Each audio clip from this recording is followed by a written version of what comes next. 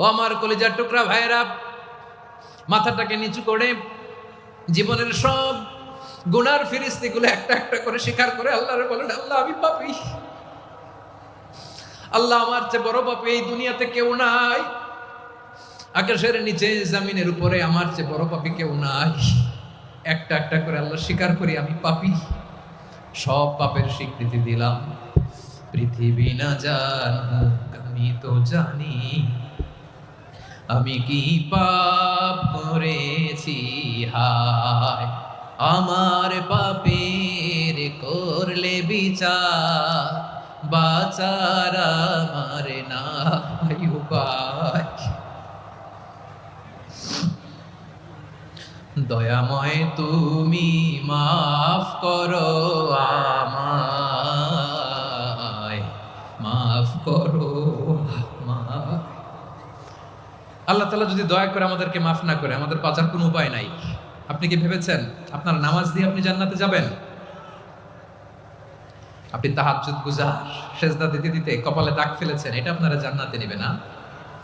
আপনি এলাকার সবচেয়ে বড় হাতেম তাই দানশীল, এই দানের ভরসায় বসে আছেন, কশিন কালো না। আমাদের নামাজ, আমাদের রোজা, আমাদের ইবাদত, এগুলোকে মিজানের পাল্লায় উঠালে কোনো ওজনই হবে না।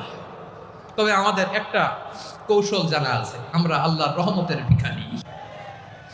আমরা সেদিন আগেই গুনার স্বীকৃতি দিয়ে দেব।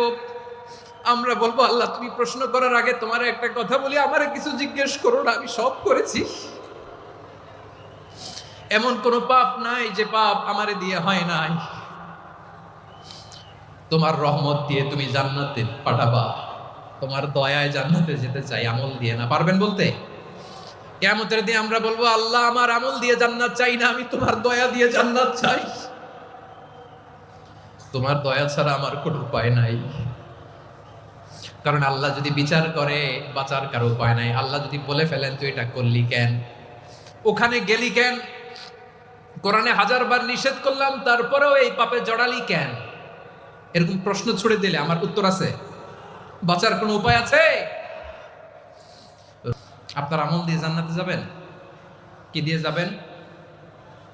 আল্লাহর দয়া দিয়ে। আল্লাহর রহম আর দয়া ছাড়া কেউ জান্নাতের চেহারাও দেখতে পাবে না।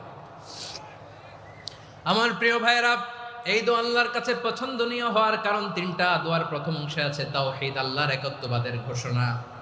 এই দোয়ার দ্বিতীয় অংশ আছে তাসবিহ, আল্লাহর প্রশংসা সূচক বাণী। এই দোয়া